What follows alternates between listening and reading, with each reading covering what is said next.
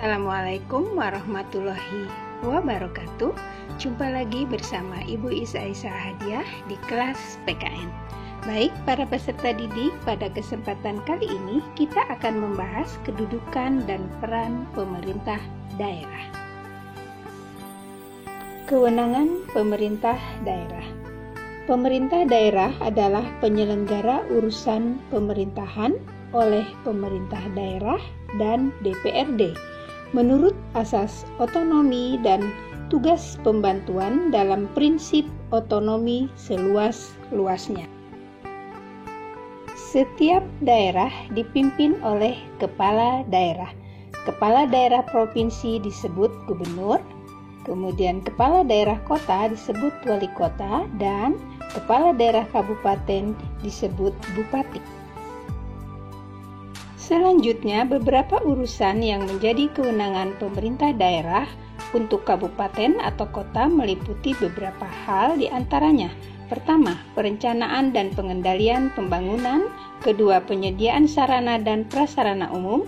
Ketiga, penanganan bidang kesehatan. Keempat, penyelenggaraan pendidikan. Dan kelima, penanggulangan masalah sosial. Selanjutnya kita akan menjelaskan tentang daerah khusus, daerah istimewa, dan otonomi khusus. Yang pertama yaitu daerah khusus Ibu Kota Jakarta. Beberapa hal yang menjadi pengkhususan bagi DKI Jakarta adalah 1. DKI Jakarta berkedudukan sebagai Ibu Kota Negara Kesatuan Republik Indonesia. 2. DKI Jakarta adalah daerah khusus yang berfungsi sebagai Ibu Kota Negara dan sekaligus sebagai daerah otonom pada tingkat provinsi. 3. DKI Jakarta sebagai tempat kedudukan perwakilan negara asing serta pusat lembaga internasional. 4. DKI Jakarta wilayahnya dibagi dalam kota administratif dan kabupaten administratif. Dan 5. Anggota DPR berjumlah paling banyak yaitu 125% dari jumlah maksimal penduduk Jakarta. 6.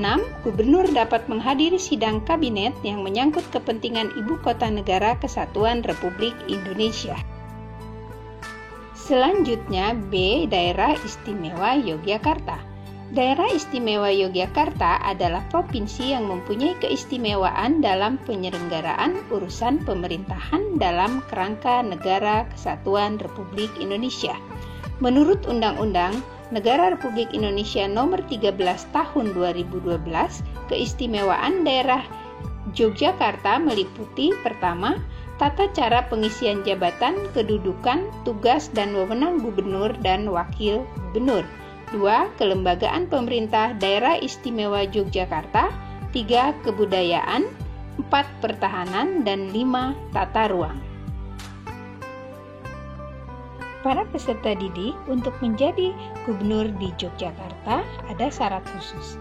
Syarat khusus calon gubernurnya adalah Sultan Hamengkubuwono yang bertahta dan wakil gubernur adalah Adipati Paku Alam yang bertahta. Selanjutnya, C yaitu Provinsi Aceh. Status istimewa diberikan kepada Aceh yang berisi keistimewaan meliputi agama, peradatan, dan pendidikan. Kewenangan khusus pemerintah kabupaten atau kota meliputi penyelenggaraan kehidupan beragama dalam bentuk syariat Islam bagi pemeluknya di Aceh, dengan tetap menjaga kerukunan hidup antar umat beragama. D. Otonomi khusus Papua. Otonomi khusus bagi Papua sebagai berikut. Pertama, pengakuan dan penghormatan hak-hak dasar orang asli Papua serta pemberdayaan yang secara strategis dan mendasar. Kedua, mewujudkan penyelenggaraan pemerintahan yang baik dan berciri partisipasi masyarakat dalam pelaksanaan pembangunan.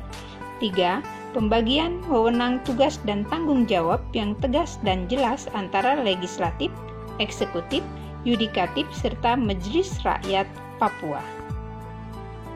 Selanjutnya, perangkat daerah sebagai pelaksana otonomi daerah. Dinas daerah merupakan unsur pelaksana otonomi daerah. Kepala dinas daerah bertanggung jawab kepada kepala daerah melalui sekretaris daerah. 4. Dewan Perwakilan Rakyat Daerah. DPR merupakan lembaga perwakilan rakyat daerah dan kedudukan sebagai unsur penyelenggara pemerintahan daerah. 5. Proses pemilihan kepala daerah. Kepala daerah dan wakil kepala daerah dipilih dalam satu pasangan calon yang dilaksanakan secara demokratis dan calonnya adalah warga negara Republik Indonesia yang memenuhi syarat tertentu. 6. Peraturan daerah. Perda ditetapkan oleh daerah setelah mendapat persetujuan DPRD. Perda dibentuk dalam rangka penyelenggaraan otonomi daerah dan tugas pembantuan. 7. Keuangan daerah. Sumber pendapatan daerah terdiri atas sumber-sumber keuangan sebagai berikut. Sumber pendapatan daerah pertama yaitu pendapatan asli daerah yang meliputi hasil pajak daerah, hasil retribusi daerah, hasil pengelolaan kekayaan daerah yang dipisahkan. 2. Dana perimbangan yang meliputi dana bagi hasil, dana alokasi umum, dan dana alokasi khusus. 3. Pendapatan daerah lain yang sah. Demikian pembelajaran kita pada kesempatan kali ini, semoga bermanfaat. Billahi taufiq wal hidayah. Wassalamualaikum warahmatullahi wabarakatuh.